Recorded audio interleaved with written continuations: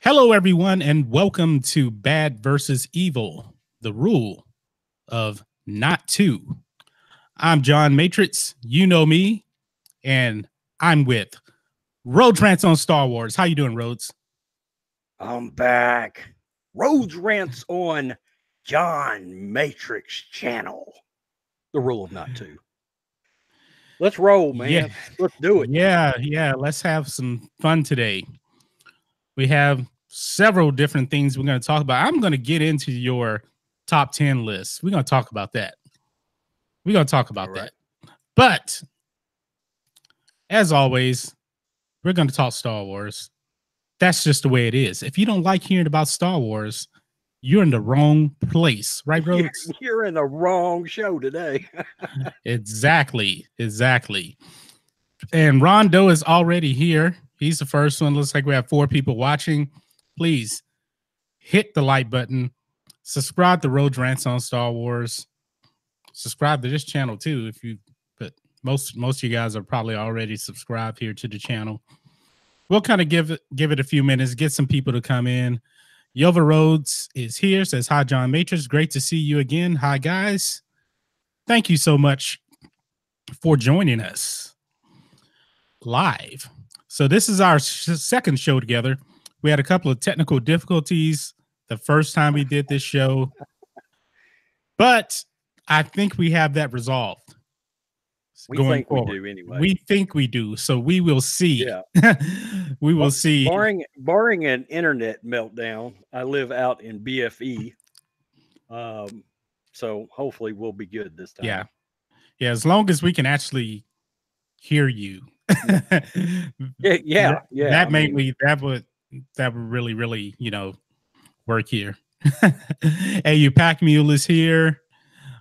Roro says, always a pleasure. Thanks everyone for joining us. We have 8 people watching now. So what do you say? Let's get this show on the road.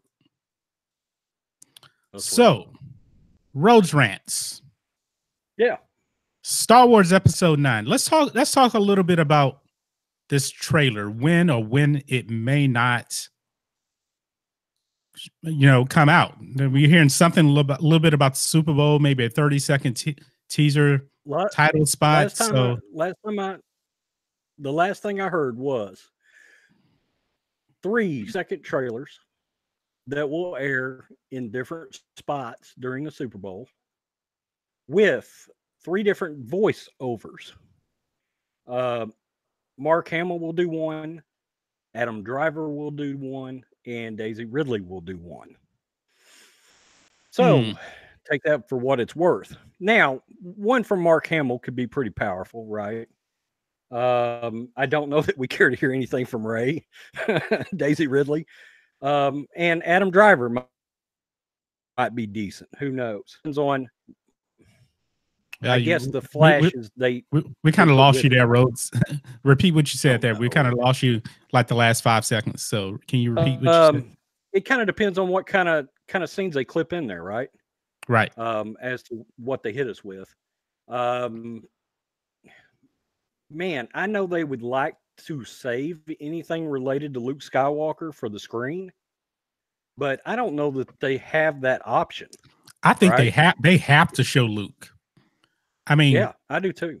I really think if they're going to do 3 30-second teasers, which I really don't agree with during the Super Bowl, because I was looking, those spots are like $5.3 million for 30 seconds. So if you do 3 of those, that's $15 million.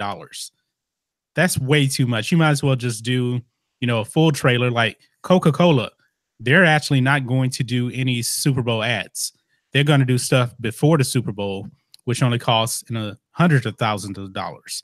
So if I'm Lucasfilm and Disney, and I want to drop a full trailer, I'm dropping it before the Super Bowl. That's me. But also, Daisy Ridley. Did you hear on it? What's that? On a side note, did you hear that Jeff Bridges is coming back as the dude during the Super Bowl? The Big Lebowski. Oh, really? I didn't know that. Yeah. No, I saw that today. I haven't heard that. Yeah, they're filming an actual Big Lebowski like Super Bowl ad. And I thought that was pretty cool. I wanted to throw that in there. Huh.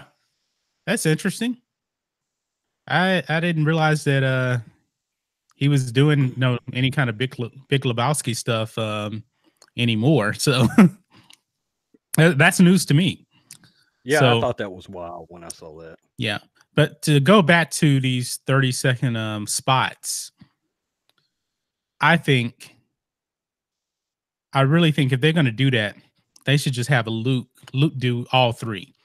He's the one that's going to be able to sell tickets, not Ray. I don't even think even Kylo Ren now. Luke, like I always said, that Luke has to be the main character of Star Wars Episode 9.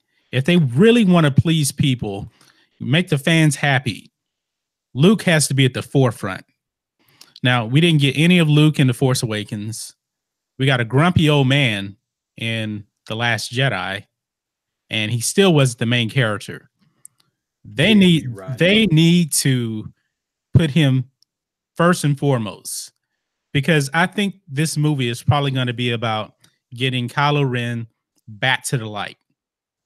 And they better not let Rey be the one that turns him to the light. It has to be one or two people. It has to be Luke, or it has to be Anakin, aka Darth Vader. Because we all know I've got a third one for you. Who is that? Obi-Wan. Okay. Because I'm pretty sure Kylo Ren knows about Obi-Wan. Obi-Wan's granddaughter, then yeah. I mean, maybe they could tie something in there. But I want to see her go to the dark side. I want to see Rey go to the dark side. They're not going to let her go to the dark side. I doubt that. I really, really doubt that. I think it's what a lot of fans want, actually. I mean, if they want to help please the fandom, a turn to the dark side for her would do a lot, because she's been so good at everything. We heard from Yoda, the dark side is the quicker, easier path. Well, she's taking that. I agree. Turn her to the dark side. It makes sense. When I actually saw the Last Jedi trailer, they were really teasing her going to the dark side. I was like, yes, this is something I can get behind. And she was not even close to going to the dark side. There's no way. I agree with you.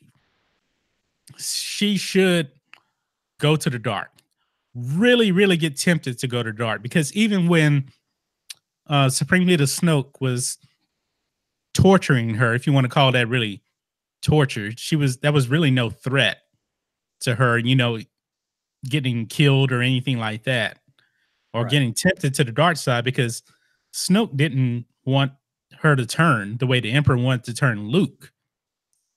He was just, all right, he was going to just kill her. Just kill her. Yeah, he was going to kill her. Which is, we knew Kylo Ren wasn't going to kill her. We knew that. Snoke didn't sense anything special about her. He was just going to just scratch her out. Like, it's over.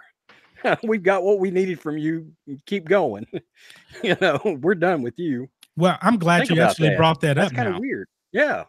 He didn't see anything special in her at all. Me personally, I don't know if there's anything special in her in general, because the way The Last Jedi did the whole thing with being strong with the Force, even Broom Kid was using the Force without any training.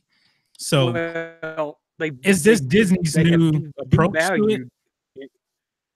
They have devalued the Force sensitive user, the Force user. They have devalued it. Oh, they devalued the Master, the Jedi Master too.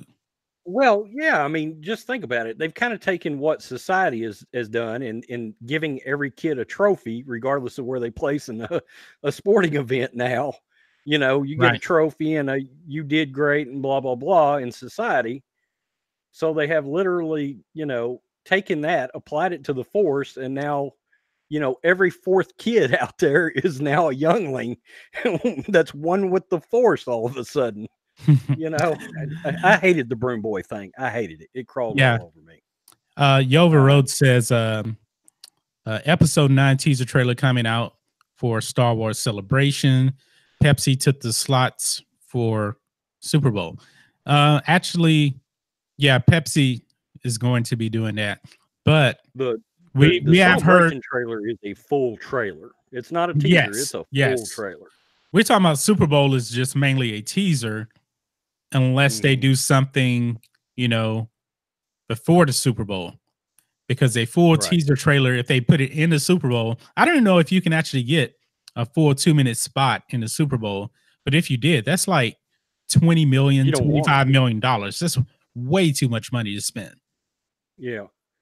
And I kind of think, you know, most of the movie they're all teasers during the Super Bowl. You know, Avengers will have one. Yeah. Um, Captain Marvel's going to have one. It's going to be interesting to see. We haven't heard anything about DC doing Wonder Woman during the Super Bowl. I wonder about that. Well, I don't think so. Because It may actually be next year's Super Bowl because that movie doesn't come out until like doesn't June of that? 2020. It's not coming out this year. Oh, I thought 1984 came out this year. No, no, no. It got pushed Wonder back to Woman next year. 1984 comes out this July. Oh, No, it's maybe they next year. moved it back. Yeah. So now, well, let me ask you That's too this: long. what if we get a Joker trailer or teaser? Oh man, I think that's a real possibility. I want that SOB more than anything, man. I think that movie is going to be off the chain. I think it's going to be good. It's going to be nuts. I'm really Dude, excited to see the Joker. think about movies like Goodfellas and The Departed and those kind of films only with the Joker. Because this is a gangster movie. They've said this is a gangster movie, a mafia movie with the Joker. That's going to be freaking wild. And I'm really hoping they do Flashpoint. They have got to bring this Joker into the universe. They've got to. Yeah. This guy, I'm telling you right now, I'm calling it. He is going to have serious Oscar consideration by the time he's done. They're saying he is phenomenal as the Joker, that he will give Ledger a run for his money. Wow. Every bit. That's saying a lot right there. They said the dude's nuts. Yeah. Phoenix is nuts, man. He is complete. When he gets involved with a role, he goes nuts. Like I know he's really good. Yeah. He's nuts. Crazy dude. Yep. So we have 14 people watching right now. If you're just not joining us, this is Bad versus Evil. Rule of Not To. John Matrixx, Road Trance on Star Wars. Smash the like button. Also, subscribe to Road Trance on Star Wars. Rose, go ahead and drop your link it there in the chat. I don't have it in front of me, so make sure you subscribe to Road Trance on Star Wars here. And I see Tom Griffin says boycott episode 9. So let's talk about that for a second now. Do you think there will be a huge boycott for Star Wars episode 9? If you would have asked me, I think it's going to be half and half. Yeah. Because I actually listened to Star Wars Theory was actually on Collider's Rule of Two. And he said, I think he's in agreement with you that Star Wars episode 9 is going to make more money than The Last Jedi. Of course, I'm on the opposite spectrum of that. I don't think it will. But The Last Jedi just caused so much death and destruction, and this whole, Star Wars Theory thing, with the copyright claim. I mean, Disney, they take one step forward, they take 2 steps back with Star Wars. So I'm still sticking with the $900 million mark. And I don't know if it's necessarily going to be a boycott or people just aren't going to be interested in it. So what are your thoughts on it? I'm down under 1.5, I think. But I'm easily over $1 billion. I'm above The Last Jedi, and I'm going to tell you why. There's going to be a certain faction of fans that, and in fairness, I may end up being one of them, that we know like The Force Awakens and like J.J. Abrams, right? Right. And I've heard in multiple spots, and I'm going to tell you what I heard. I'll just tell you where I heard it. Christian Harloff on Jedi Council about 3 months ago And he's pretty tight with Filoni and some of those guys. JJ came back because he didn't like what happened to his 3-movie arc, essentially. Right. That he was pissed, so he came back because he wasn't going to direct episode 9. He was not. He didn't want to. Initially, he wasn't going to do episode 7. Yeah, I mean, The Last Jedi happened. He literally got pissed, and everybody said, and one of the things that was said to him by Kylo Ken, whoever that guy is on Kim Jedi Council, the shield of all shields. By the way, he couldn't even acknowledge that the Vader fan film was good, and that crawled all over my ass. Well, actually, Christian Harloff loved it, but Kylo Ken did not acknowledge it was good. I know what you're saying, but I heard him on Rule of Two, and he was like, yeah, he liked it, but he actually said, is it better than anything Disney has given us? He said, no. You're thinking about Mark Riley. It's easy to get those two shields. No. Rule of Two is Mark Fernandez and Mark Riley.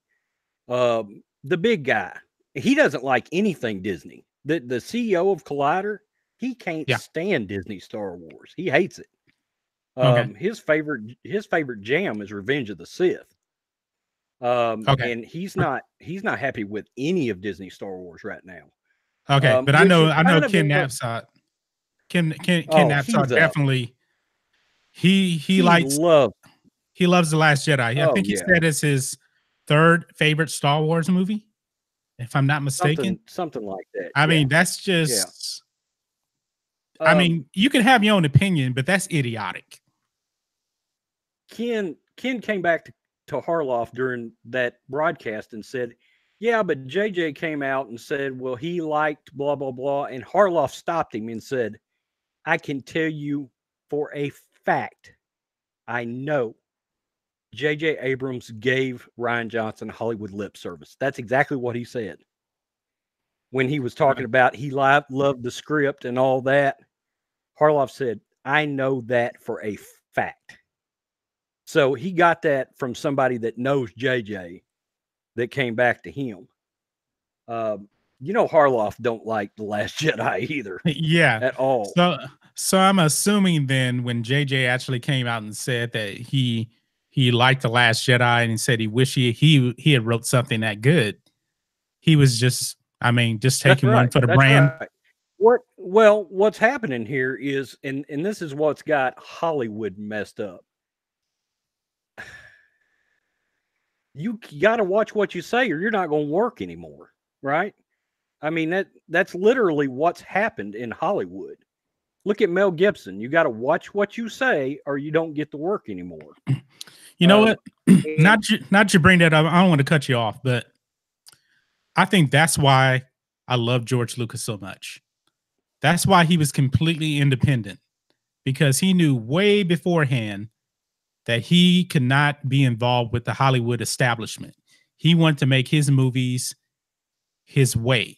So when The Force Awakens came out and they asked him his opinion on it, he never said he liked it. He said, oh, the fans are going to love it. He didn't like that movie because you remember that interview he had.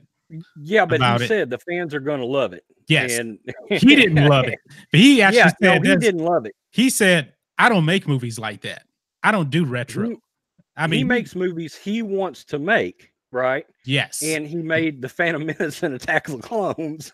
And I didn't like it very much, Well, I think that was more his directing, not really the story. Because the stories are very, very intriguing. The Phantom Menace, Palpatine. Oh, they're good stories. But... I mean, he had me fooled, and I'm a huge Palpatine fan. I did not know that Darth Sidious was Palpatine initially when I watched The Phantom Menace. What? No, because it had been so many years. It had been so many years since I'd seen Ian McDermott in anything. It didn't dawn on me at first. Wow. And one of my college friends said, well, look again, that's Ian McDermott. I was like, okay. And I watched it again. I was like, damn, you're right. That is Ian McDermott. Yeah. So I got food. Yeah, that's fun. They got you. Oh, yeah. I think that's one reason. Like, I know you really like the prequels. I like Revenge of the Sith. I do. I think it's got a fantastic third act. Um, The third act is fantastic. but yeah, absolutely. But the prequels lack. We was talking about Sith versus The Force Awakens. This is a good time to bring that up. I have no Han Solo in any of those three movies. Well, actually, Han Solo was going to be in Revenge of the Sith initially on Kashyyyk. He was supposed to be with Chewie on Kashyyyk. Yes. And that didn't make it past, pre-production. And that still wouldn't have helped me very much because, I don't connect as much with the Jedi and the Sith, and I realize that a lot of fans do. Okay. Well, Star Wars to me is mostly about the Force and the Sith and the Jedi. Okay. Characters I don't agree with that at all. But, well, if it's mainly about like characters like Han Solo, then that's closer to Star Trek than Star Wars. I don't like Star Trek at all. Oh, I love Star Trek at all. Yeah, I don't love. The only Star Trek stuff I have liked is what J.J. Abrams did.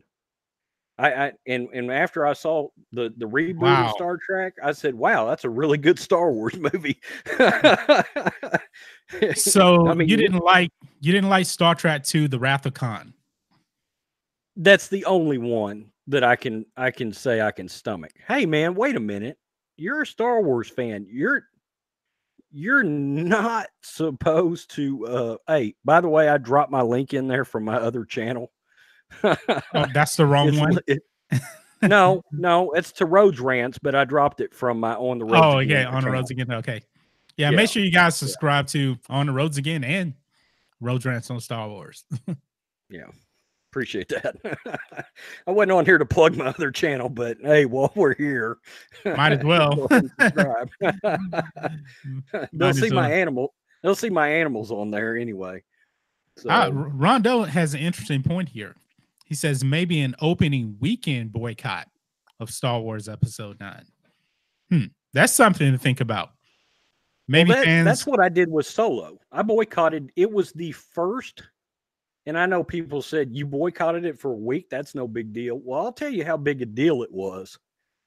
I had not missed a Thursday opening night and or a opening day Star Wars opening. I had not missed since 1980. I had seen every prequel, re-release, special edition, The Force Awakens, whatever, on either Thursday night previews, when they started, Thursday night previews is when I started going, or the midnight showing to whatever movie was coming out. So that had been 30 plus years, that I had went without seeing a Star Wars movie opening day. And I'm going to tell you, that sucked. I was pissed about it. And what I mean by that is I was pissed at Rian Johnson. I was pissed at Kathleen Kennedy because I thought this sucks that I've got, and I'm going to tell you what really put me over the edge. John Kasdan. That John Kasdan. Oh yeah. And I can't stand him. Pando Calrissian comment. And I will tell you, I was kind of monitoring Solo. He was sort of pulling for Solo, right? Right. I love Han Solo. I was pulling for the movie. And I like Ron Howard too, by the way. And I was watching, Rotten Tomatoes has what's called a want to see percentage. Okay. And it gauges the fan interest in a movie. Right. Prior to it being released. Well, I had been monitoring Solo, and it was up over 82% want to see 10 days out from release. On the 9th day, John Kasdan makes his Pando Calrissian proclamation in the Huffington Post. And by the way, really and truly, there wasn't really any of that in the movie. I mean, L3 had a couple of little somethings that you could claim was something, but Lando didn't exhibit anything really. He Well, cared about his droid in the way that Luke cares about, but that yeah. was about it. If and that want to see meter dropped from 82% down in the 30s 9 days out from the film dropping. Yeah, I mean, And I think that Pando Lando thing, once he said that before the movie dropped, that didn't help the box oh, office at all. I was furious. I was furious. I was furious. And I'm going to tell you, I did my ranks, and Solo was number 7. And I've said I enjoyed Solo, but it's got a ton of flaws. I mean, I'll admit that. Well, But it's an all of the enjoyable. Disney Star Wars movies do for the most part, and I love But Rogue One. I enjoyed the tone of the movie. I enjoyed the look of the movie. I enjoyed, it's got characters I care about in it. Chewie, Lando, Han. That's my 3 favorite characters. What surprised me, and I know a lot of people will disagree with me, the kid, Aaron Wright, me and my wife liked him a lot. And I know a lot of people didn't. Yeah, he wasn't bad as Han Solo We to me. thought he was pretty good. And in fact, we thought he was better than Donald Glover as Lando. Yes, but Lando is a much harder character, I think, to pull off than Han Solo, because Billy D. Williams has this. Really? Well, I'm just saying, from the way that Billy D carries himself, he's like very smooth, very cool. He has that persona about him, Okay, so we'll It's cast you suave. in there next time. What's that? I said we'll cast you in that Well, the sequel. I'm not saying Han Solo's not going to be easy to pull off either, but Oh yeah, to me it's nearly impossible because of Harrison Ford. yes, he's an iconic character. Yeah, yeah. Well, and I'm gonna tell you what hurts you even worse is, I mean, Harrison Ford is such a legendary actor. On top of it, it I mean, you're talking about up until just recently, he was still he had the highest box office gross of any actor, and just recently got passed by Sam Jackson. The difference is Sam Jackson's been like 4 times the amount of movies as Harrison Ford, Yeah. and he's in all the Marvel movies, right? Yes, But so that definitely helps. Think about that. Harrison Ford held that distinction over, with a great bulk of it, over just 6 films, all the Indiana Jones movies and Star Wars, right? I mean, that certainly helps. Harrison Ford started off course, a good 10 years before Samuel L. Jackson really took off in any kind of movie. I mean, Samuel L. Jackson was Coming to America in a brief scene. I think Samuel L. Jackson's first real movie, I think, was probably Jungle Fever in 1992. I think, when he actually had a significant role in a movie that I can remember. Yeah, he was the hold-up guy in Coming to America. Yes, right? Yes. I love that scene too, and I love that scene. Hey, did you see Coming to America 2 is happening? I heard that. I've heard that. Yeah, it's happening. Yeah. I'm as long as they don't Hollywood it up, circa 2019, we'll be okay. But it's subject to be a disaster these days. You just don't know. Oh, all right. Let's see if Eddie Murphy's willing to be raw. Let me acknowledge some more people here in the chat. Petros ZR is here. Suze Q is here. We have Michael Stark is in the house. Rob is here. Everything Star Wars is here. No Way Neophobic is here. Thank you all, you guys, for joining us. 18 people watching. Let's smash that like button. Roadtrans dropped his link in the description. Make sure you subscribe to this channel, and also subscribe to this channel too. So continue on, Rhodes. And we'll get also back to your question. Just very quickly, make sure y'all subscribe to Everything Star Wars. He's got a good channel. Yes.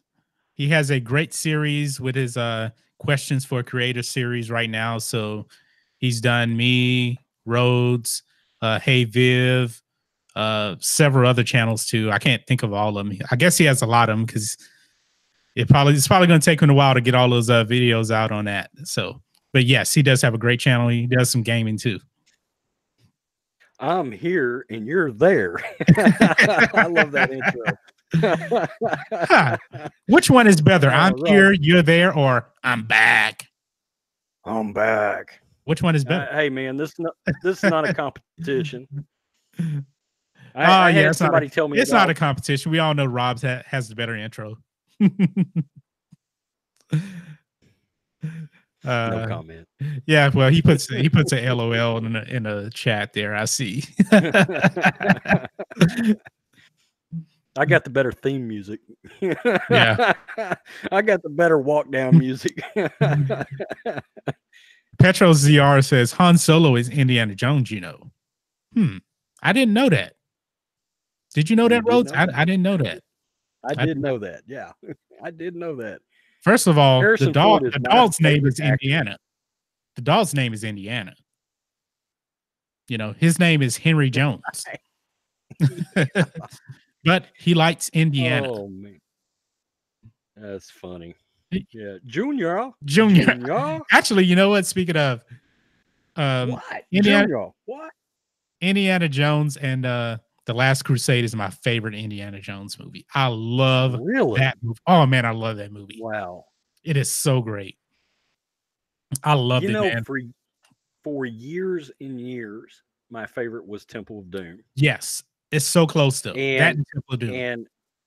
But I'll tell you, now that I'm older, I'm kicking it old school. It's back to being Raiders of the Lost Ark. Really? Oh yeah. Oh yeah. You realize it is considered the better of the three films, generally speaking, by most people. Yeah, I mean it really is.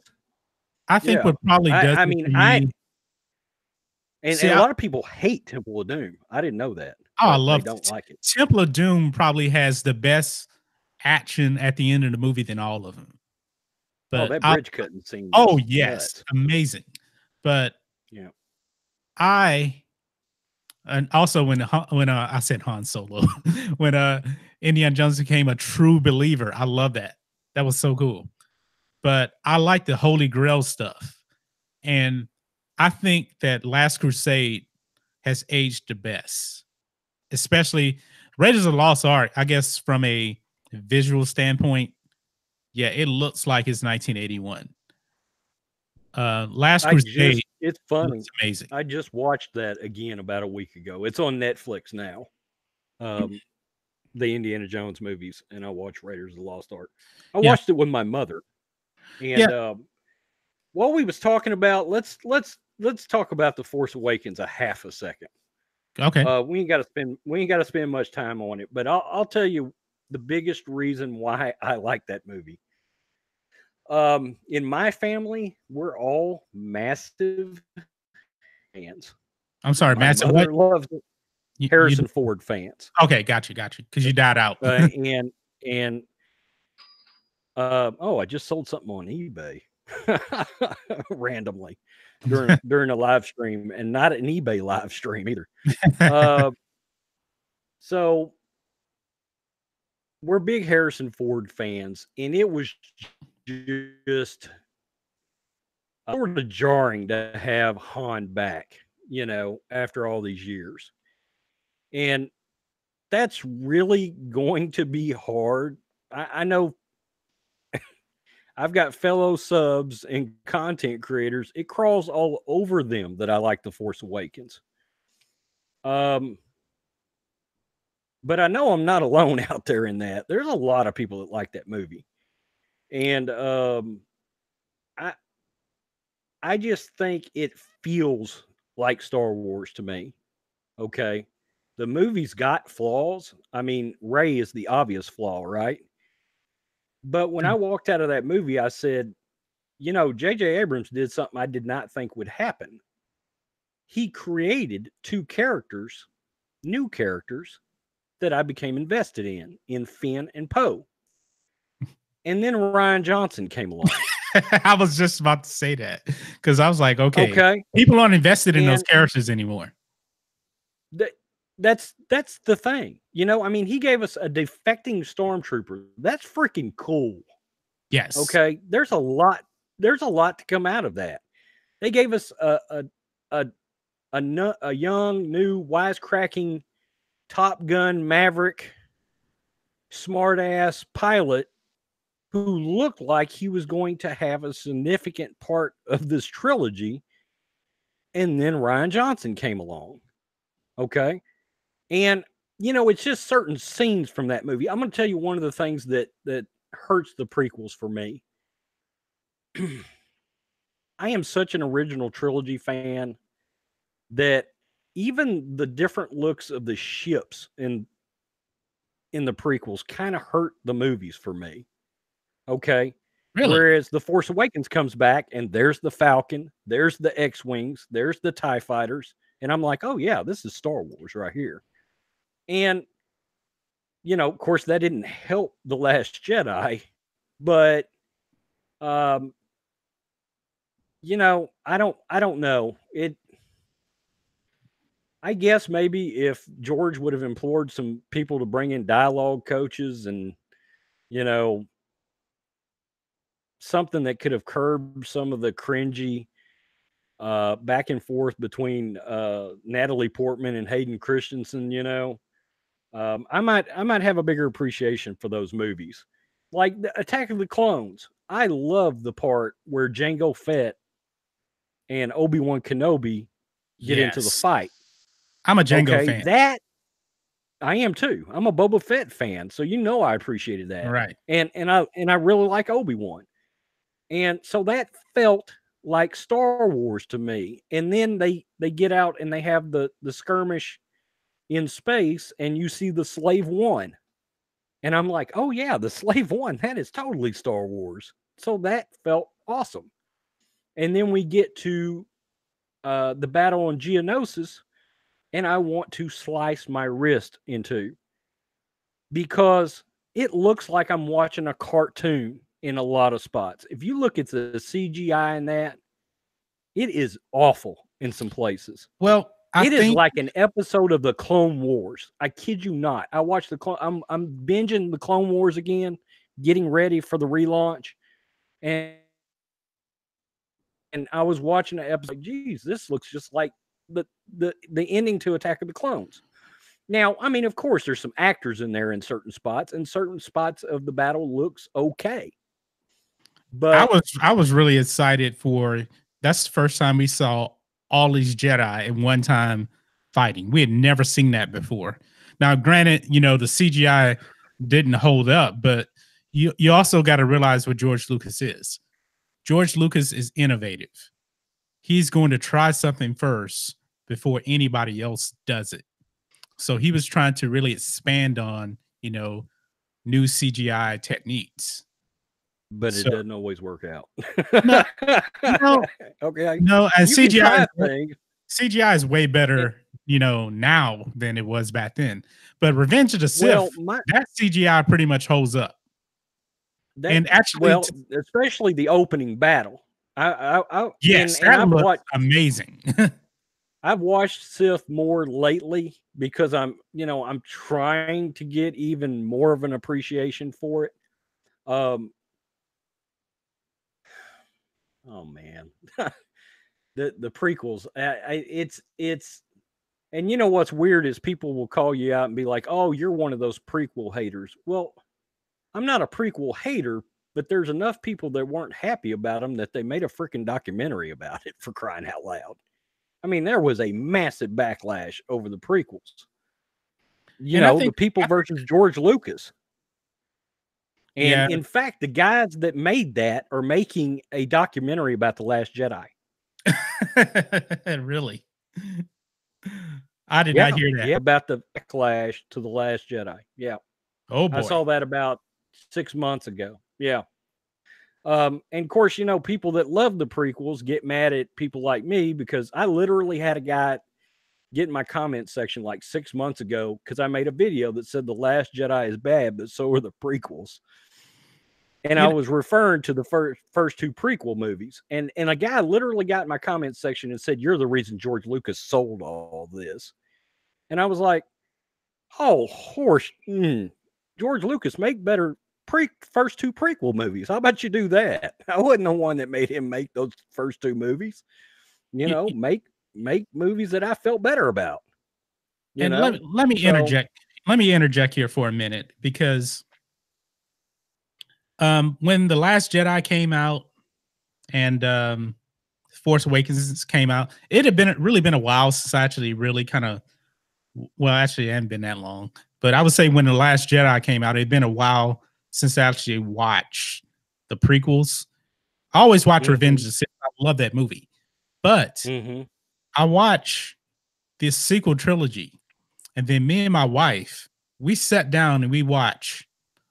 Each night we watched The Phantom Menace, Attack of the Clones, and Revenge of the Sith, and we were like, man, people just don't realize how good they had it, especially after watching The Last Jedi. I was like, man, it just feels like Star Wars. George Lucas, yeah, but there's a saying called "Watch out for revisionist history." you know, yeah, but see, but I was never like that. I always enjoyed the prequels. Always enjoyed the but prequels. you're really big into the Jedi Sith thing too, Yes, you're so not. So that helps a ton. Yeah, yeah. Oh, it makes all the difference in the world because you've got more investment in it, right? Um, yes, that I mean that automatically makes a much larger. Whereas I was all about the the underground, the smugglers, and the space battles and the mhm, all this sort of thing. And I'm a big practical effects fan too. And the Vader fan film, okay, that's the first time out of three movies that we ever got to see a practical effect clone trooper. A person wearing a clone outfit in a movie was in the Vader fan film. yes, that's And true. I had an appreciation for that. As soon as I saw it, I said, "God, that looks as cool as I always thought it was going to look." Yeah, I gotta And admit the clones when especially when they didn't when they took off their helmets, they didn't look real. right, They really didn't, right. But I mean, but that's some of the flaws. I get it. The prequels do have their flaws, but man, I do love them. The Phantom Menace, man, when the first And time I saw it, man, I was like, wow. people I don't know. The prequels are just sort of a I actually appreciated them more when they came out than I do now, to be honest with you. Except Sith. I appreciate Sith a lot more now than I did walking out of the theater. Um, it's still sixth on my list, but I mean It's second on my I list. I I categorize that list is as it's a good movie, right? A good, almost great movie for me. Okay, that's where the good, almost great movie started on my list. So that means I still like the movie quite a bit. But again, everything is the Last Jedi is still like 72 spots behind the Phantom Menace. So, And there aren't 72 Star Wars movies. well, what does that what's that tell you? The holiday special is behind the Last Jedi. Okay, Oh my god. and Well, and what was it? for this Art argument, Carney.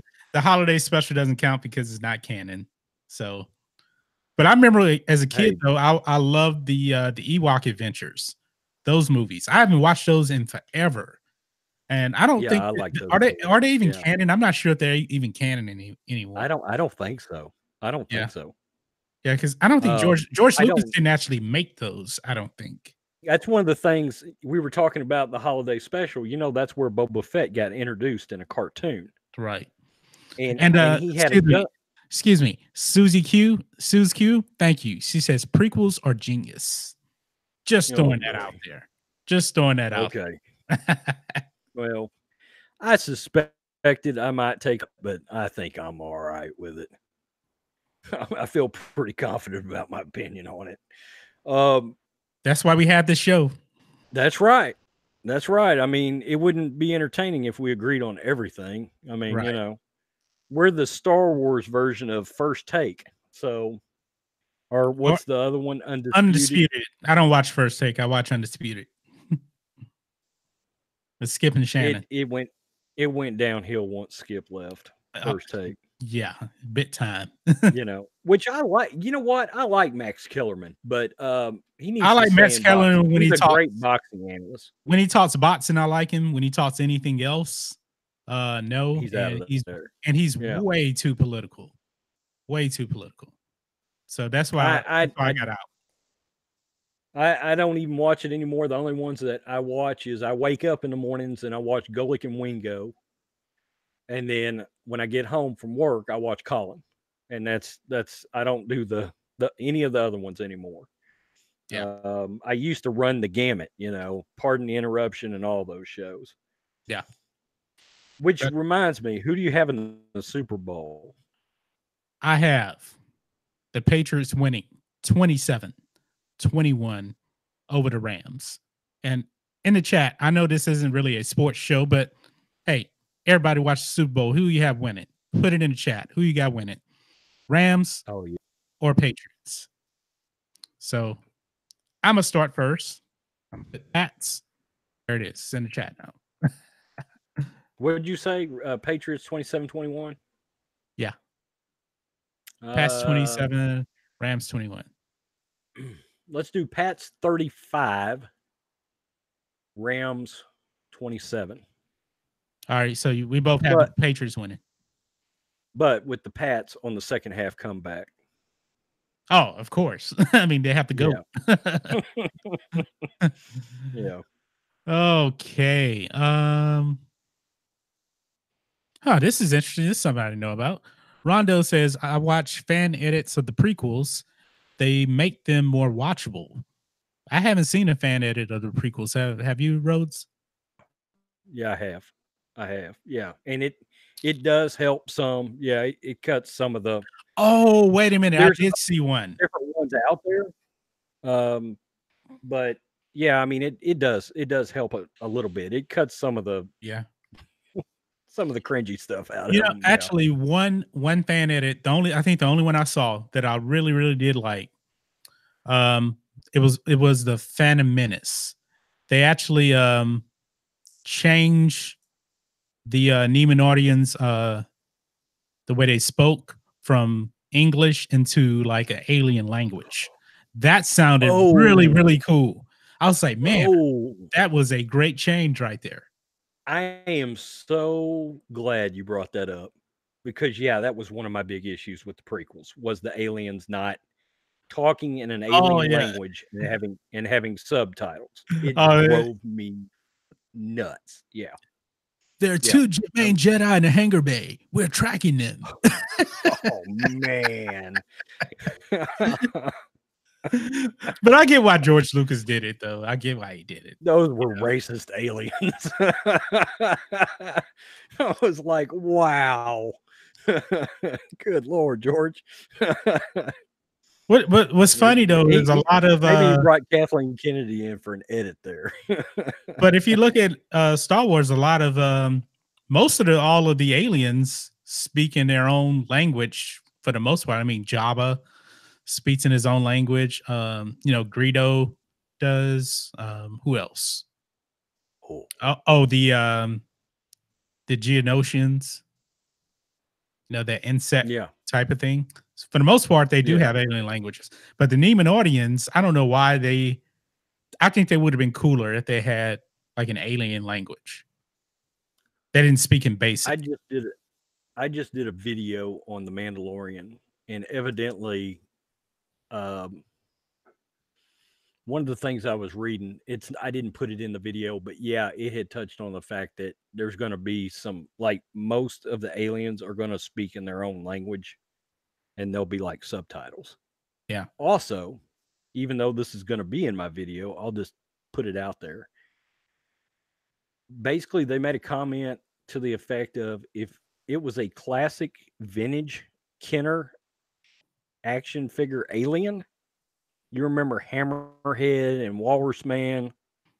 Yeah. Snaggletooth and all these. Okay, they're going to be in the Mandalorian, or that species will anyway. So Oh, really? because John Favreau's such a big original trilogy fan that he's bringing back a bunch of those uh, famous aliens that you saw like in the cantina and things like that.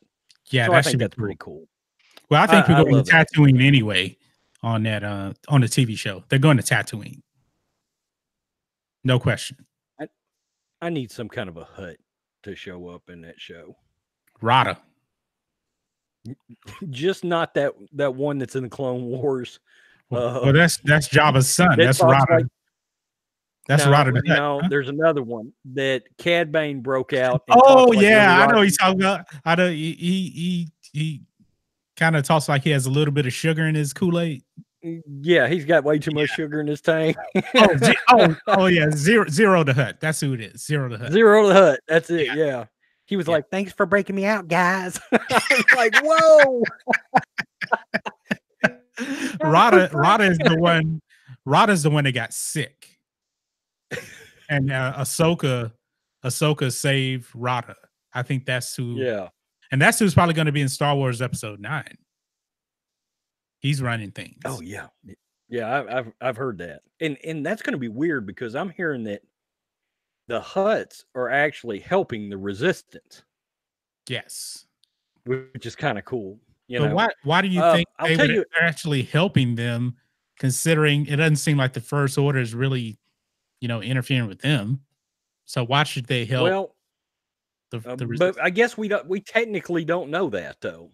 Right. I mean, maybe the First Order has launched war on the criminal underground for all we know.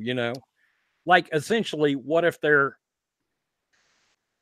policing the galaxy, but really policing all parts of the galaxy this time? Yeah.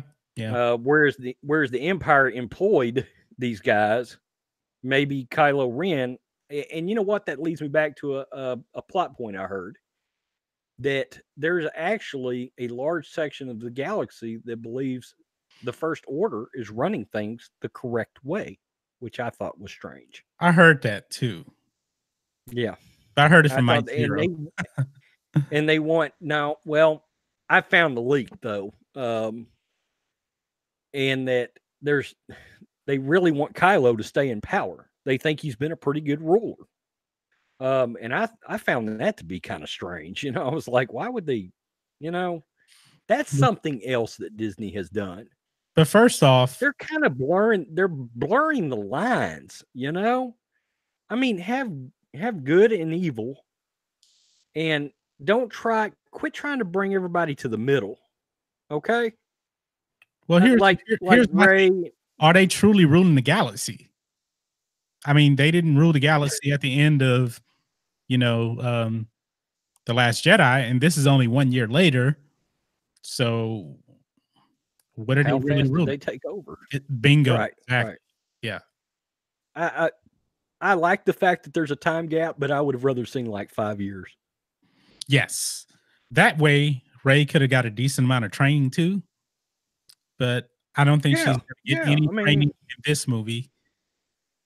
Especially, I mean, you can't literally from The Force Awakens to Episode 9 would be 1 total year. There's no way you can be a fully trained Jedi. I mean, it's right, because I think from A New Hope to Empire was 3 years later, and Luke got waxed by Vader. Waxed. Yeah. He all he did was struggle to stay alive. Yep. That was it. Yep, exactly. I mean, Vader owned his ass. Yeah. Right. Yeah. He was basically swinging that lightsaber around, swatting it, hoping that he hits Vader's saber so he can get out the door, and not get hit by a flying box or something. Now, by the way, yes, and that's something else related to the prequels. I know everybody loves those lightsaber battles. I do. But let me clarify something about. Okay. The Dooku Anakin lightsaber battle, I didn't really like that much. It was way too many close ups. You couldn't really tell what was going on. So that was the only one I really didn't like. but all the rest of them I it did. So it was a weird dynamic because we went from these grounded lightsaber battles uh, in the original trilogy to all of a sudden everybody is a U.S. Olympic gymnast, and well, it was weird to me. well, Um, George had already explained that. He said, what was his justification for that? well, if you go back to the original trilogy, go back to A New Hope, I should say.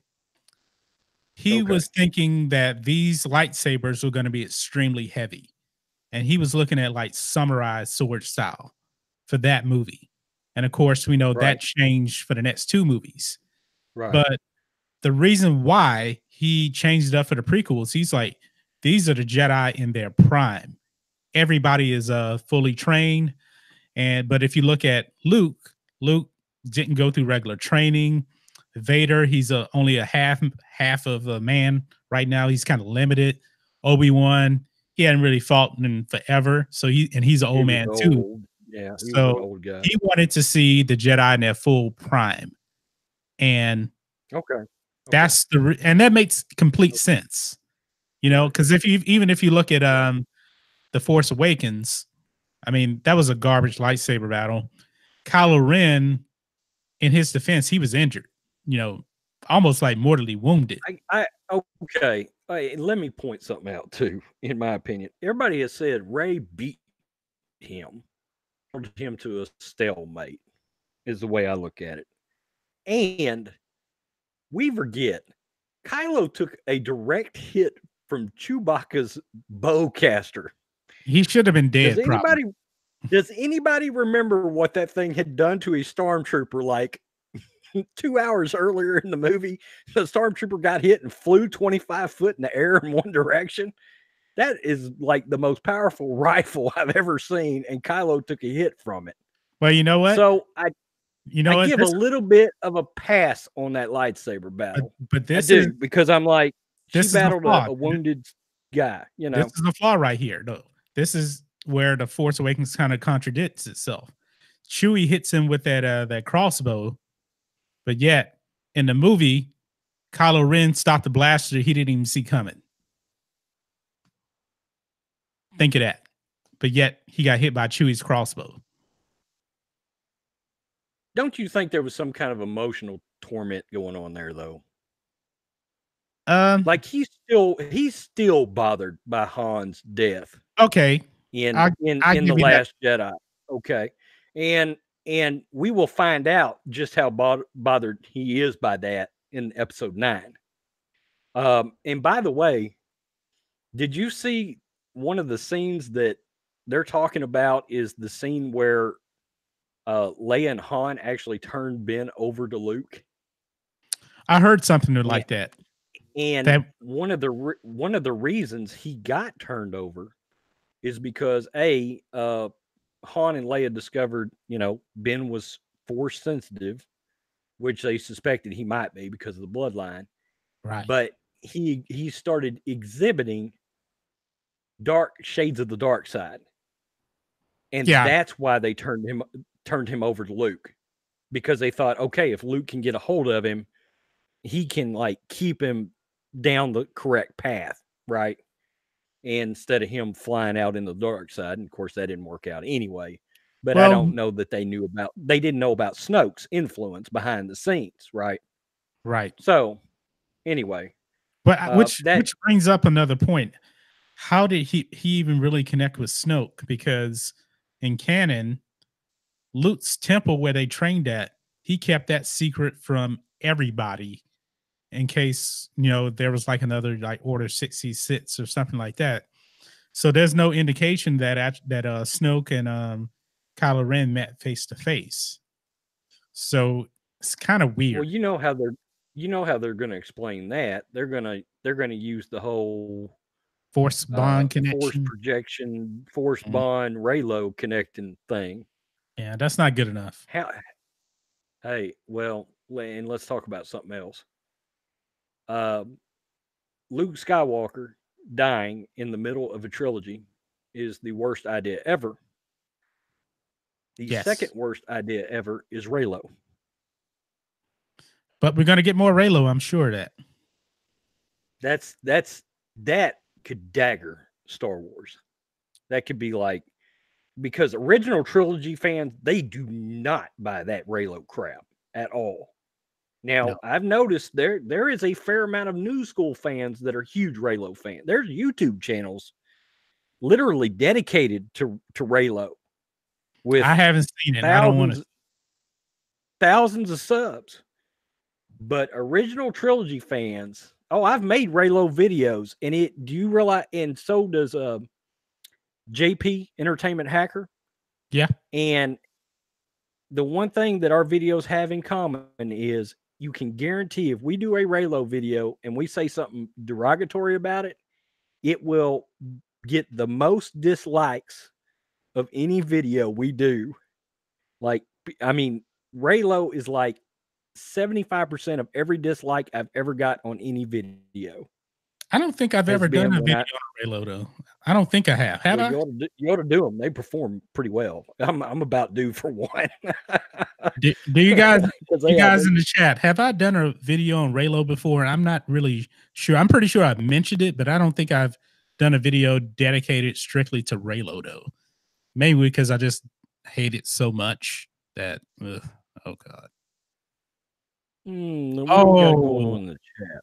Okay, Yova Rhodes says Raylo is in full force, and it makes sense because they both represent balance. And so, you know, Rey is a Kenobi and Ben Solo is a Skywalker. Generations later, history repeats and end up together. Ugh. They represent balance. I don't know about that. What do you think, Rhodes? What is, you haven't done a video before Entertainment Hacker did? Huh? I don't know what he means by that. Anyway, what was it now? About about the Raylo. Raylo come together. Right. Yeah. No, I still don't buy it. You know, I've seen people where they've tried to justify it as new school Star Wars fans literally compare it to Padme and Anakin's romance. No, that's and they're like, well, but Darth Vader redeemed himself and blah. Because my thing is, I've always said Kylo is beyond redemption. right. Okay.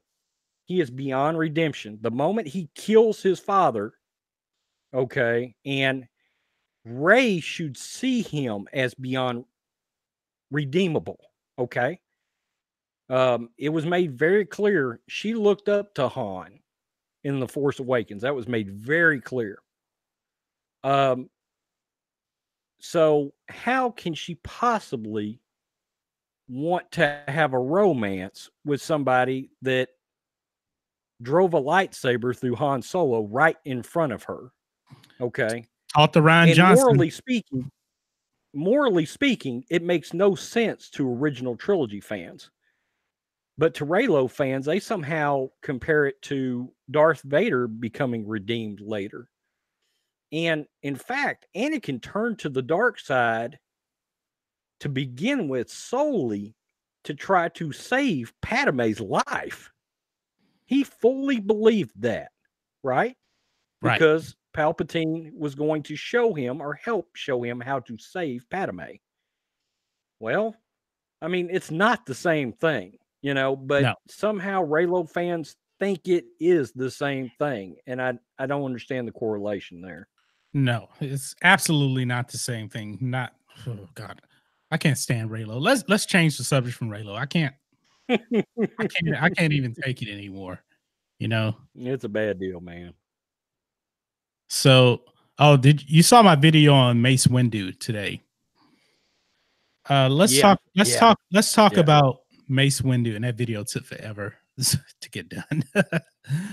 But Mace Windu, good video too. Oh, make sure you guys watch John Matrixx video on Mace Windu, a Star Wars story, coming to a theater near you. Yeah, I got a couple other videos too. I think one of them is probably better. I'm going to talk about time travel in Star Wars. I think that's one of my favorite ones. But Mace Windu. why is it that we aren't getting these spin-off movies that people are interested in? Like nobody really wanted a Han Solo movie. I don't think nobody even really wanted a nobody really wanted a Rogue One movie, but we always but had it was but but we it was always good. question, yeah, It but was we good. always question though, okay, they won their first victory in the opening crawl. Okay, what was that victory? So I can get where that's coming from.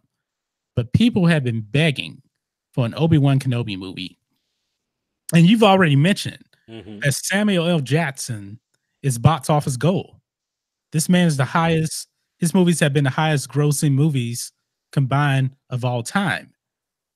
And he is a damn good actor. And we've already seen in Captain Marvel, you can make him look younger from that Captain Marvel trailer. Let's find out where Mace Windu is, where he is after he got his hand chopped off. I'm pretty sure maybe he found his lightsaber. Maybe he constructed another lightsaber. Who helped him, get well and everything like that? Because in my book, he is 100% not dead. Mace Windu is alive somewhere around after the events of Episode 3, maybe all the way up until the original trilogy. He Okay. has to be somewhere. I'm calling two things. Okay. One, Mace Windu is alive, Okay. and Boba Fett crawled out of that damn Sarlacc pit. Okay, so that's my two proclamations I'm making on non-canon uh characters that are still alive. Okay, yeah, I'm willing, I to would bet I though would we will be probably there opening night for a Mace Windu film. Absolutely, I would love that. Yeah, but I he's think absolutely a character I'd like to see again. you got a better chance of Boba Fett coming out the Scarlet Pit first before this happens, I believe.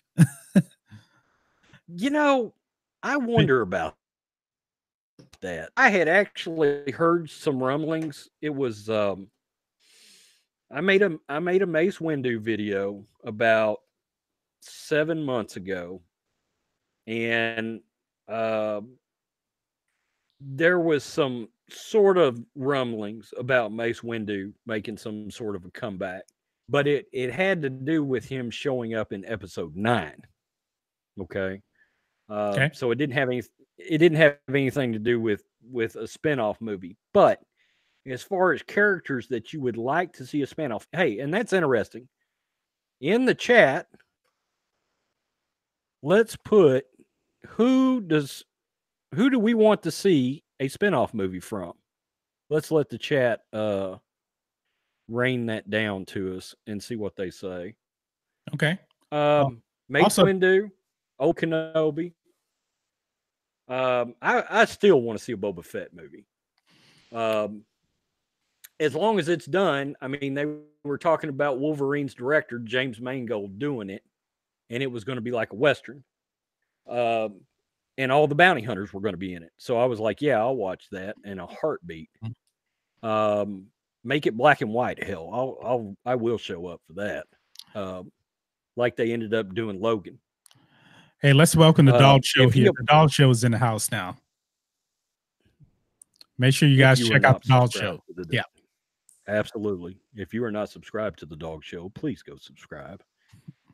Um, Rob wants to see Darth Vader in the Jedi Purge. Oh man, that would be amazing. Yeah, that'd be I'm with good. Rob on that. That's Um, really amazing.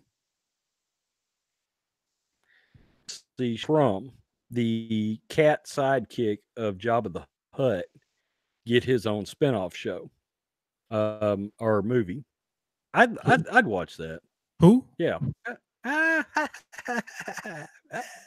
You remember his little Jabba the Hutt's little Oh character, yeah, his yeah, little, yeah, yeah. I know his exactly. little cat? Yeah. Yeah.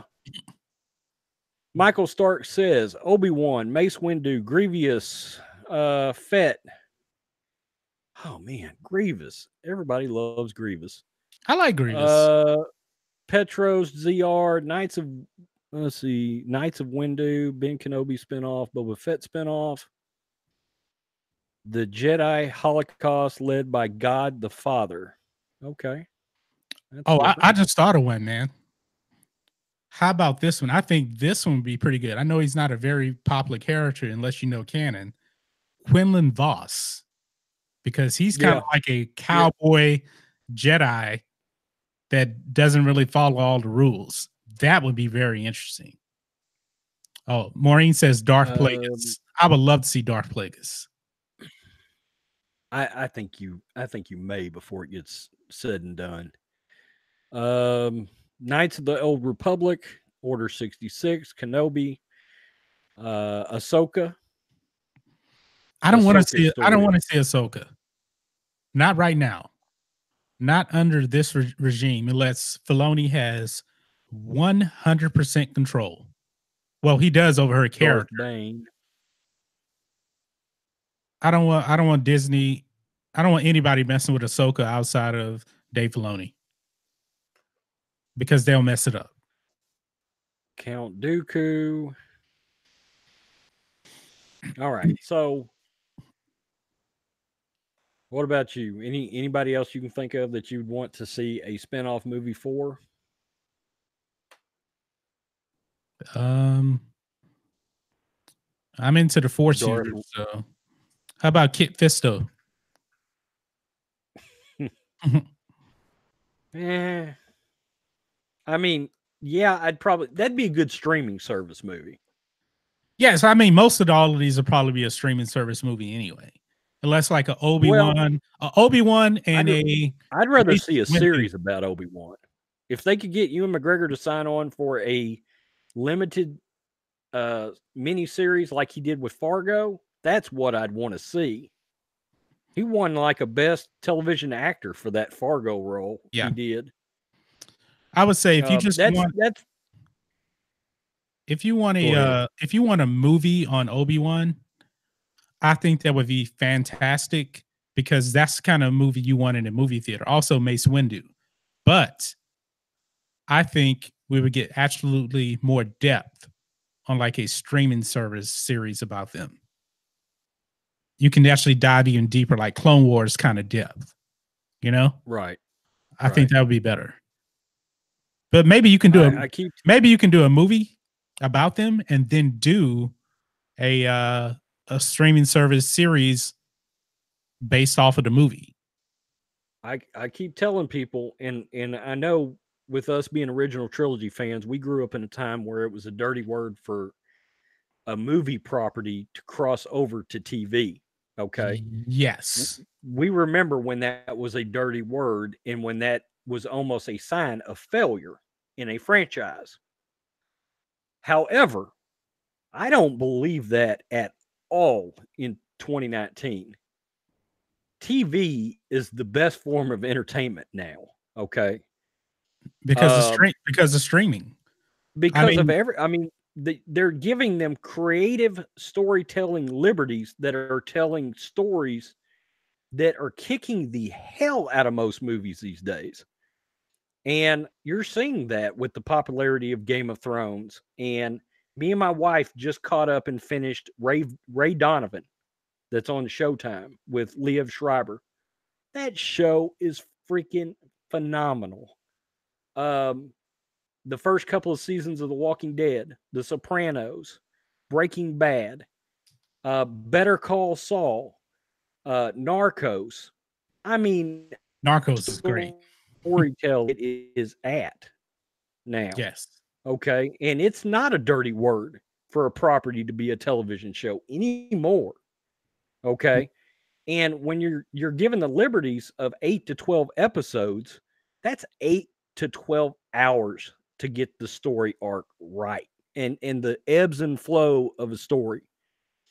And I think that's why I'm so fired up for the Star Wars series that are coming, because I think that's going to give us far and away the best storytelling that we've got since Disney has bought the company. Well, And I let's think a lot of that's got to do with Favreau and Dave Filoni being involved. do this. I am in agreement. Let's just take the Mandalorian. The Mandalorian is going to cost $100 million, $10 million an episode. Mhm. And That's $100 million right there. Also, you don't need to put the money into marketing that you would on a theoretical release. Like Netflix pretty much markets on their own platform. So $100 million, I don't know how much they would actually put into marketing. Let's just say 10 million. So like $110 million to market that. I'm saying the streaming service is probably going to be about $8 a month. And how many subscribers do you think they're going to get on there the first They year? are going to get, and here's why that thing's going to succeed. It's going to have nothing to do with Marvel and Lucasfilm. That thing is going to succeed from people like my stepdaughters who are going to get that streaming service for that Disney library and those kids Yes. of theirs. Yes, 'cause it's going to be huge. No matter how much we want it to fail, it will not No, because of that alone. no. It's not going to fail. But let's just say 300 million subscribers. That is 2.4 billion dollars the first year. Yeah. Well, I think that's and 300 million. Let me make sure I got this right. Yeah, that's $2.4 billion a year in subscription fees. They're going to make a lot of money on the streaming service. a lot of money. A lot of money. I mean, Yeah, plus they got the Marvel stuff too. You know, the Loki series. A lot of people are going to watch that. Scarlet Witch. Dude, the Winter Soldier and Falcon I cannot wait. I am fired up for Anthony Mackie and Sebastian Stan. Shaw and Stan. Sebastian Stan. Yeah. I said Shaw. That was the original Anakin, wasn't it? In Return of the Jedi, Sebastian Shaw. That was the guy that they brought in the despecialized version. He was Anakin, Sebastian Shaw. God. Shaw, yeah. Okay, so let me ask this question. Since you're a Luke Skywalker fan, okay, and I think I've asked, maybe we can get feedback too in the chat. And wait a minute, before we move on, Maureen asked something.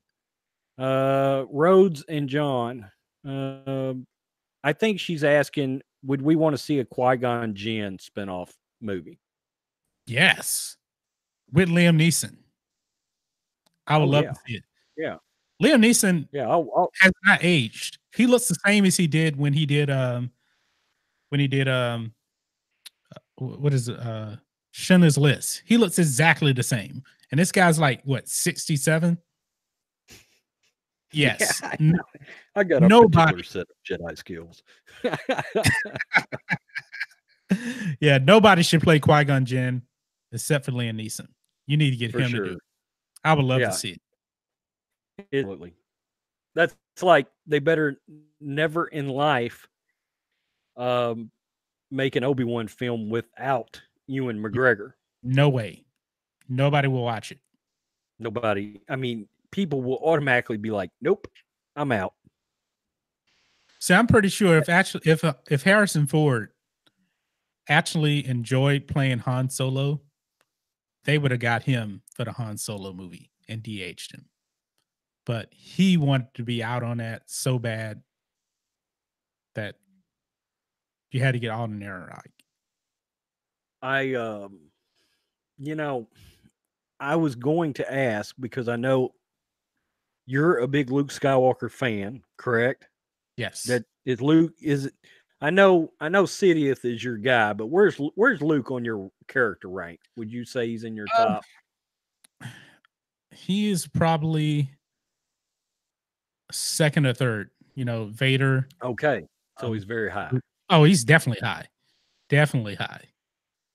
So, would fans want to see a series or a movie based on Luke Skywalker if Mark Hamill was de-aged? I was just thinking that. Absolutely. After Return of the Jedi. In other words, you bring Mark Hamill in and apply that Nick Fury, Captain Marvel de-aging treatment, whatever kind of shampoo they're using there, because it's perfect. And here's the thing. And have it start directly after Return of the Jedi, like Return of the Jedi. Like the next day. I'd be there immediately. and Luke's not even my dude, and I would be there immediately. Yeah, Yes. But I absolutely. would definitely love to see that. And Mark Hamill still sounds like a young Luke. He can pull off a young Luke. Right. Like Harrison Ford, he sounds a bit old. Well, Harrison Ford still relatively sounds the same, I would say.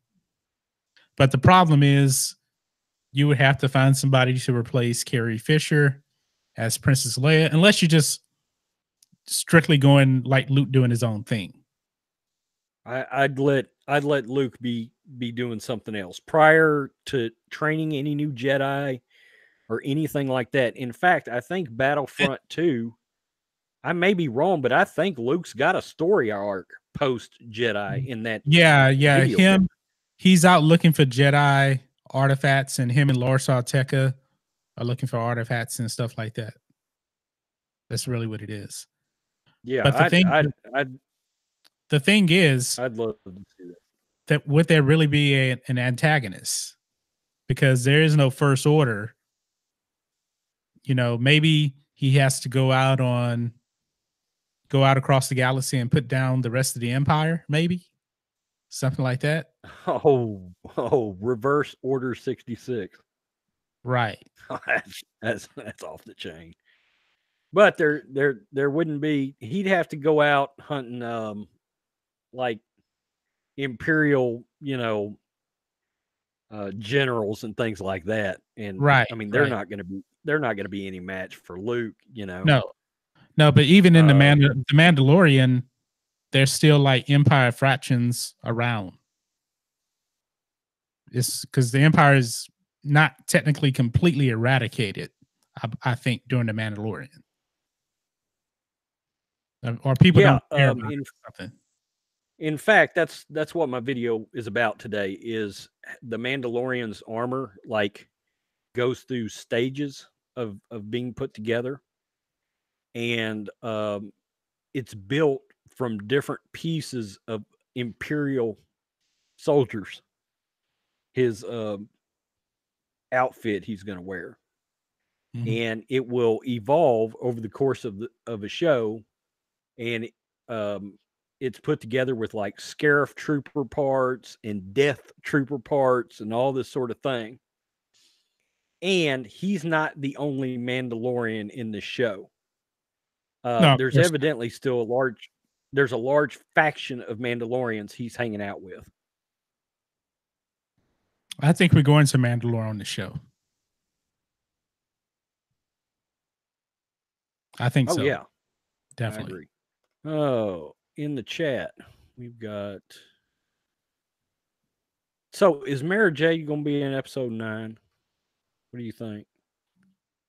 This one here Just very, is very probably quick. a 60% chance we're going to get Mara Jade because they've been Wow, that's picking and high. choosing. That's They're picking high. and choosing from the EU. So if you're going to put Mara Jade in and have Luke in this movie, this would probably be the best time, even though she may not be Luke's wife or anything like that. But I would say 60%. What do you think, Rhodes? Um, I've got it more like 20%, maybe. Yeah, I'm probably overdoing it, but I, I just think that's now. Do I think the fans would really appreciate that sort of fan service? Yes and no. It depends on how it's done. If it's yeah. done with the natural flow and arc of the story, then yeah, I think fans would appreciate it. If it is feels like it's ramrodded in there for the sake of we just want to try to save the franchise, then I'd say just don't do it. Period. You know. Well, how about Uh, this? How about this? Let's say this happens in Star Wars Episode 9. That Luke, at one point, decided, I want to settle down and I want to have a family. And he meets Mara Jade. But then he has like a revelation and says, no, I see like something brewing in the dark side. I need to rebuild the Jedi. And he leaves Mara Jade. And some kind of way, Rey ends up being his daughter with Mara Jade. But he doesn't know that because he hasn't seen Mara Jade in forever. And plus, he's been in self-imposed exile too. What if that was to happen? I still don't want Rey to be a Skywalker. Me neither. But I don't. I just there's no under no circumstance do I feel great about her being a Skywalker, because I'm gonna be like, oh well, that's great. You just did that because y'all killed off Luke. I mean, that's unfortunately what they've done to themselves. Is it's going to be like, oh, okay, just try to throw the they're going to try to throw a double bladed bone to the fans. Well, see, she really does have parents, and look, she's a Skywalker. So ta-da, our movie's fixed, our trilogy's fixed just like that. And I just don't think that works, Well, they keep calling this series God, a Skywalker saga. Palpatine. They keep calling this a Skywalker saga. She's the main character, and then she's not a Skywalker. Yeah. Doesn't make any sense. Very quickly, Don Draper in the house. Long time Road Squadron member just showed up. It's all right, man. We're still going here. He said he missed the first 84 minutes. Have we been going for 84 minutes? Yeah, we've been going for an hour and a half already. Oh well, you're gonna get some watch time out of this one. So yeah, we have 18 people watching right now. Hit the like button, subscribe to the channel if you haven't. Subscribe to Road Trance on Star Wars. I don't know. I still want her to be a Palpatine. I do. Some way, a concoction of Palpatine. That's what I want. I want her. So Palpatine's probably a great grandfather.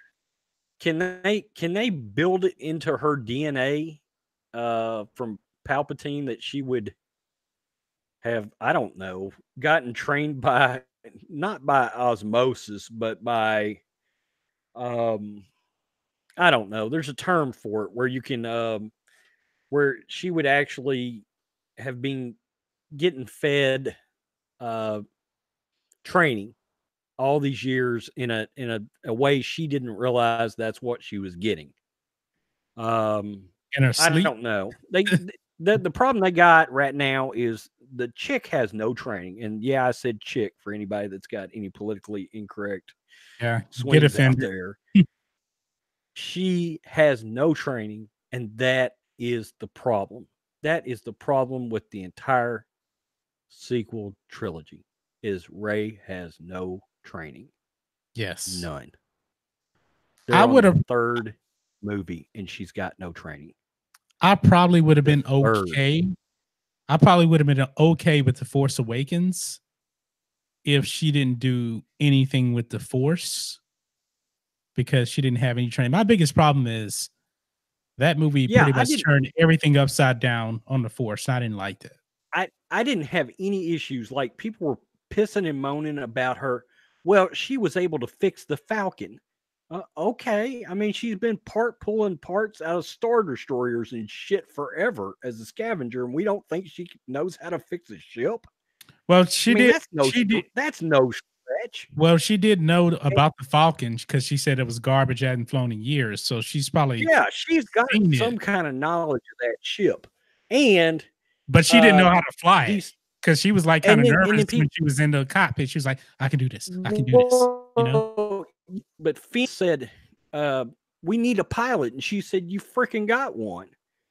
And people got mad because they were like, "Well, they made her be able to fly, and we didn't see her learn how to fly." And I'm like, "We didn't see Luke learn how to fly." Okay. Well, I think the problem, Luke said, we were bullseyeing womp rats, in the T-16 or whatever. And I mean, and we got Luke telling Han, "Well, I'm not such a bad pilot myself." Well, that's all we got.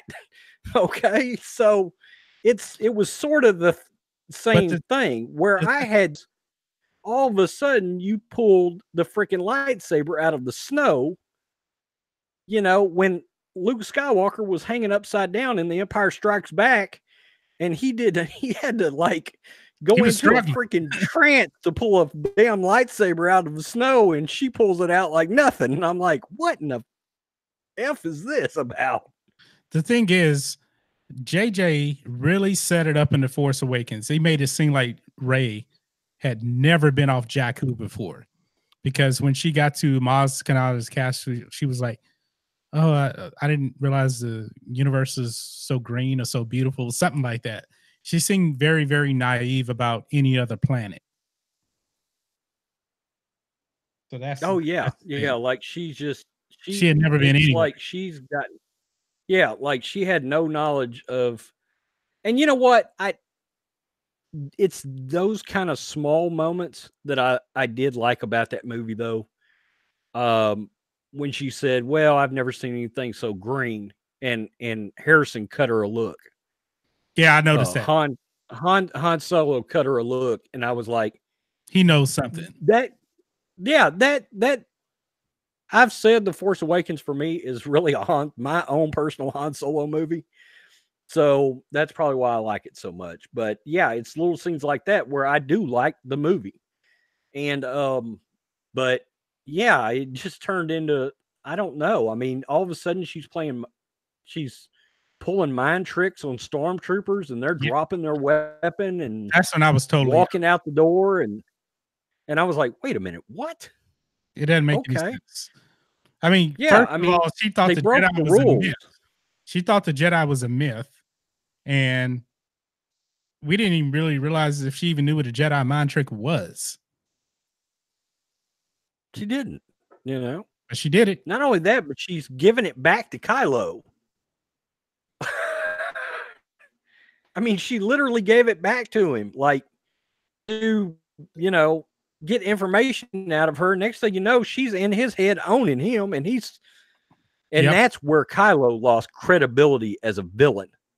And he took off Was his shirt. pulling back, looking like he was fitting to cry, like he'd done been slapped in the nose and was getting all teary eyed over it, you know. And he ran to Snoke talking about she withstood my blah blah blah and blah blah blah, and Snoke was like, "She withstood you, you little bee." I Uh, mean, you know, that they hurt themselves all the way around. right. Right. Because as bad as Rey is, Kylo is not as bad as a villain, but he's turned out to be a pretty damn poor villain. And he had a lot Yes. of potential walking off that ship in the beginning. I He was really like, lost a lot of whoa. respect for him losing to Ray when she was just over him with the lightsaber and he was down, scarred up. I was like, man, this guy is, you can't take this guy serious. That's J.J. Abrams' fault right there. He's emotionally weak.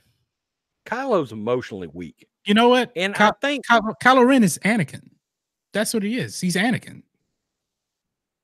He's just like I Anakin. I think they're trying to say Kylo is weak because Kylo is so conflicted. Okay. Yeah. And I mean, I guess I can see that, but it's the way they pull it off, the poor execution of it. Okay. Um and the biggest problem now is in The Last Jedi, Rey should have been owned. Yep. Okay. I mean, if I don't, Luke Skywalker aside, your hero has not failed at anything. And if you're going to have her fail massive, it's got to be at the end of the second movie. At the end of the first or second movie, but now you're going into a third movie and she's never had any failure. Right. And that's why I've said they need to make two movies. But, you know, I don't know that they're going to listen to that.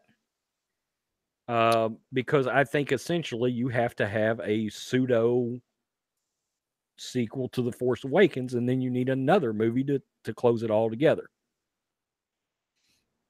Well, they didn't really have a plan in place from the beginning, so that really hurt a whole bunch of things.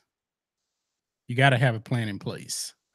Well, Daisy Ridley said JJ had a treatment done, and she literally said in an interview Ryan Johnson used 0% of JJ Abrams' script for episode 8.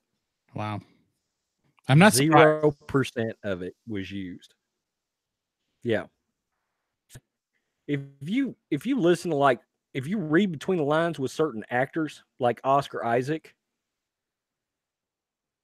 made some quotes out there, and if you wanted to read between the lines, you could tell. I don't think he appreciated The Last Jedi very much. Probably not. I mean, I don't know. He's a great actor. He's not stupid. He knows that's a crappy movie.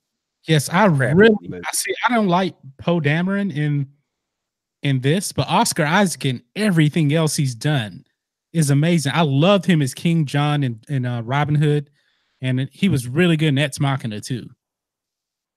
Yeah, yeah. I can't get into him in Star Wars. Can't get into him. He was I was fully invested in him at the end of The Force Awakens, and then The Last Jedi happened, and he became a punching bag for Admiral Purple Hair and her. Oh God. Yeah, her social agenda, as you know, girls rule and guys drool shit, you know. So we will never bring Let me ask you a question. We will never bring up that purple haired woman on this channel again. Anyway. Oh, okay. Go ahead. Earned with colored hair. Let's put it that way.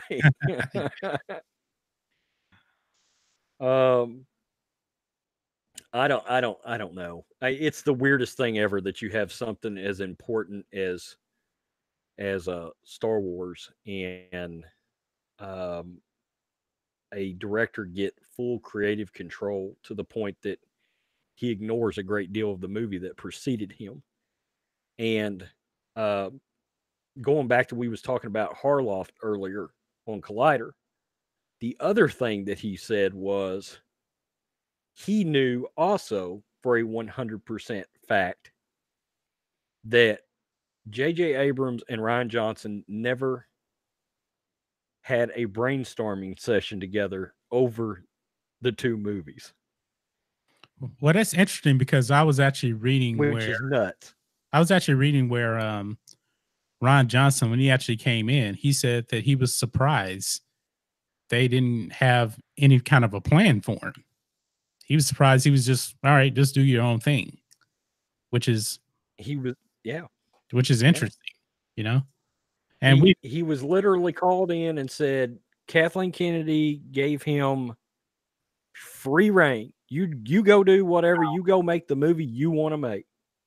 Wow. You know, and when Harloff said it, Mark Riley jumped in and said, there's no way that $1 billion franchise, and again, just like Harloff stopped Kylo Ken, he stopped Mark Riley and said, no, I'm telling you, I know for a fact they did not have a sit down about these two movies and the story that was going to happen. Yeah, which is utterly insane over $1 billion, a multi property. That's nuts. That makes no sense. But that goes to the failure of leadership at Lucasfilm. Well, it's on Kathleen Kennedy. Yeah, Bingo. Absolutely. And Bob Iger for letting her run amok. Yep. Alex Hard Bodger. I can't see it. It jumped on me. Alex Hard Bodger says Ryan Johnson is a moron. Yes, he is. Definitely. I see some. I guess these are a few Road Squadron people in here in the chat. Yeah, I mean, there's quite a few in here right now. Of course, you're a member. You're a member. You're a Road Squadron leader. So yeah, but I don't get to see your stuff. I can't go on your channel and just look and see who's subscribed to your channel. Yeah, like the dog shows a Road Squadron and John Matrix alum. Um, Don Draper is a Road Squadron.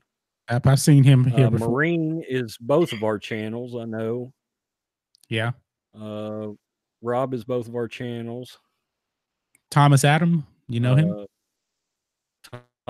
No, he may be, but he doesn't Okay. comment much on Yeah. videos. Yeah. I Um, see. and There's Joe. absolutely, guys, if 70. remember when we post videos, it is highly valuable to us on YouTube if you like and comment on a video. That's how YouTube determines that show our videos in the YouTube search is by you commenting and you Reacting to it, thumbs up, thumbs down. absolutely. You're Yeah. telling YouTube this is valuable content. Please grow. That's exactly how they judge it. Yep. That's it. Petro says Star I've Wars done. series is way better than Ryan Johnson. Of course. That's obvious. It's hard not to be. I mean, me and John Matrix could get out in the backyard here with a couple of cap guns and some toy lightsabers and come up with something better than the Last Jedi. exactly. I'd get Rob to fly down and film it with this high quality Canon camera we got, and we're in business. Yeah. I mean, this show is better than a Ryan Johnson movie, and I'm using a Logitech webcam, a Rodecaster, which is actually a really good microphone, but it's not anything they would use at Lucasfilm. So, Yeah, and Rose is I've using got this. I got because we one of our side businesses is selling on eBay, and I've had bought a Canon Rebel T6 on clearance at Target. It was like $1,200, and I grabbed it for $299 about 18 months ago. Wow. And that's what I take pictures with for eBay. We've got a mannequin and all that stuff, and it's what I make my use. Who knew I would end up using it for a Star Wars channel? But that's what I use. So Interesting. you know, Yeah, yeah. because you And then do a lot of stuff. and then a hell of a contributor to the channel, just out of nowhere, sent me a badass microphone. So I appreciate it. That's pretty cool. And also, Rhodes just got a Patreon started. So if you can, go and support him on Patreon. I'm pretty sure you have that on your channel now, or you will, I should say. And you can also check out the Patreon here too. It's in the description of on my videos. And guys, my YouTube channel will eventually go to sort of sponsoring and help us take care of our rescue animals. People don't realize how expensive that is. I mean, it's insane, and we really don't have the kind of money to be taking care of the amount of animals we've got, and we have done it without any help for about 7 years now, and it's starting to really like hit us hard. But all I can tell you is it is several $100s a month How many you taking have? care of these animals. I've How got many? 12. Wow. 12, 3 dogs and 9 cats. They are all rescues that we took in, and that the regular rescues could not find homes for them. So we stepped up and got them. And we love them. I mean, they're like our kids, but we're starting to get faced with some pretty tough decisions around those animals. And I hate that. It's a shame because I know John and so many guys in our community, myself, we're sort of scheduled out to have some pretty successful channels, forecasted 3 or 4 or 5 years from now, you Right. know. Very successful, you know, what people consider to be a for an entertainment channel, pretty good sized. And it's sort of a shame. I think about that and I'm like, God, why couldn't we be that big right now? Right. Because it would help us out so much. So anyway, that's part of the reason I got the channel. And I decided about 6 weeks ago, I said, you know what, this channel is going to my animals. Um, so anyway, Yeah. there you go. But we need you guys' help. And We need you guys to watch we the would, videos, subscribe to the channels, and that's the only way we're going to really grow. I mean, I've had pretty great success over the last month. I can't complain, but I mean, the growth has really, really slowed down lately, but hopefully it'll pick back up. So, yeah, yeah, it's odd, but it's kind of a luck of the draw situation. You you know, I've had 4, 5, or 6 videos that's really hit, and I've probably gotten half of my entire subscriber base off of about 6 videos. And I've got 200 videos up. yeah, It's just sort of the way it works. It's almost like playing the lotto with getting views, you know? it is. And and you're essentially running, at least I know with me, I do a lot of news and reaction, and those are time sensitive topics. If you can't get those topics uploaded, you'll get lost in the shuffle and your video won't ever get seen. So, Yeah. you know, it's But, just sort of the way it is. but also, you know, news can kind of be slow. So you have to be more creative. You're going to have to, you know, start getting more creative on videos, you know, like I did the time The travel update. video. And Yeah. Yeah. so, because there really isn't a whole lot I of like news. doing I Yes. like doing theory videos, and I also like, well, and just like last night, I uploaded my updated Star Wars ranks.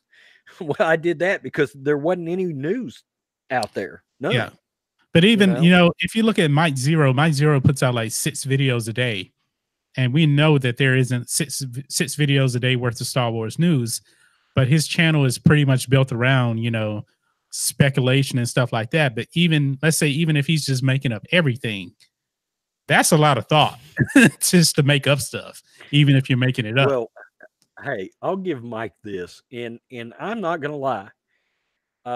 If I was to say what my channel is sort of a hybrid of, it is a hybrid or partially inspired of a combination of Mike Zero and SC reviews. Yeah. One of the things that drives me nuts about Mike Zero is, Mike, we would love to know your opinion, or do live streams so people can talk to you and get to know you, and do reactions. Like he didn't do a reaction to the Vader fan film. And I love Mike Zero. I think that dude's one of the nicest guys that YouTube has got. Yes. And he puts in a mad amount of work. People have no idea. If he's putting up 6 to 8 videos a day, he is doing 10 to 12 hours of editing every single solitary day I wonder if he on has that help. YouTube I'm channel. pretty sure he has to have some help. Yeah. Yeah. Well, I can tell you this. I know for a fact that YouTube channel is doing pretty well for him, you know, with that many subs. But, and then I was inspired by SC reviews because he pulls no punches. And that's just the way I feel. I'm gonna tell you exactly what I think. You know, I mean, people may not like it, but I'm going to tell you what I think, and I'm not going to sugarcoat it. You know, Yeah. um, it is what it is, and I appreciate people like that. People that I watch that I can tell are being honest, whether I agree with them or not. And this is what I've always said: I don't care if you love the Last Jedi or if you hate it. I don't care if you love Kathleen Kennedy and want to kiss her on the mouth. I don't care if you hate Kathleen Kennedy. You are welcome on my channel. Period. people are welcome to their own opinions, and they deserve to have their own opinions. I may not agree with them, but they're welcome nonetheless. There you go. Good stuff. Good stuff. Um, let's see here. We got probably less than. We're gonna cut off here in about 7 minutes or so. We've been going on for almost 2 hours. This has been a lot of fun. This is our first full show. Our first full show together. And we have 18 people watching right now. So let's just kind of go and give some closing thoughts on the dog show is checking out on us. Have a good night, dog. Thanks for showing up, bud. Oh, appreciate it, dog. And make sure you check out the dog show. So anyway, you have some final thoughts on anything, Rhodes, before we kind of wrap things up here? Man, I think we sort of ran the gambit tonight. Yeah. You know, and this is why I'm gonna like this show. Is it's gonna be like, hey, if it pops in our head, let's spend 4 or 5 minutes on that item that pops in our head, and then we'll move on to the next thing. Yeah. So, yeah, it's been great. I appreciate everybody for showing up. If you can, run by my channel, hit subscribe. I appreciate it very much. And yeah, it was a blast, man. I enjoy it. Yeah, we're gonna have to rotate this show to your channel too. So okay. Yeah, okay. I just we started it on my channel last week. I mean, well, actually, should we? I mean, is your connection going to hold up? I want to make sure. I don't know, and I was wondering about that. So I was pretty much just gonna, because I have started to doing a little more live streaming, and I would rather you probably host it, okay, because of my internet connection, and then that way, if I drop out, you're still on. Okay. With everybody, and can kind of keep the show going, right? Yeah, because we don't want what happened last time. So, well, I'm gonna tell you, that's just part of living in rural Texas. I mean, the wind blows wrong, and your internet connection says to hell with you. You're out. Right. So, and it's fast internet, but it's not steady internet. It can drop packets of data. So, right. Yeah, because since I'm, out by the city, I have really, really good internet. Really fast. How good! I am so mad about that. Yeah, it's an AT&T 1000. I can't remember exactly what it is, but if I plug it in, but I think this computer I'm on now is running on Wi-Fi, but it's still like 300 meds or something like that on Wi-Fi. So it's still really good. So let's see here. You ready to wrap it up, bro? Yeah, Yova Rhodes says, awesome live stream. Keep it up. Take care, guys. Rhodes and everyone else. Thank you so much. So Joe K 470 says, same here. Keep up the great work, guys. And we already saw Dog. Yeah, we really, really do appreciate everything. Last call. Make sure you smash the like button here. You can also catch it on replay once it re-uploads. And that's pretty much all I have. Would you have anything else, Rhodes? That's it, man. That is all there is. All there is. So Joe K470 says subscribed after the Geeks and Gamers 24-hour live stream. Saw Matrixx in the chat. Well, thank you so much. Yeah, I kind of watched Jeremy's 24-hour live stream off and on. And he was just actually in. What's that? I actually donated to that. Yeah, me too. Because it was for rescue animals. Yeah, and that's what he's been doing out in LA. He was actually able to meet up with the charity that they gave the money to. I don't remember how much money he said they made, $5,000, something like that. Yeah. But Joe, thank you for subscribing here to the channel. Really appreciate it. We're trying to grow as fast as we can, put out great content for you guys. Both me and Rhodes have Patreon. You can check us out there, help support us. And that's pretty much all I have for you tonight. You folks be safe, and we will catch you on the next video. We're out.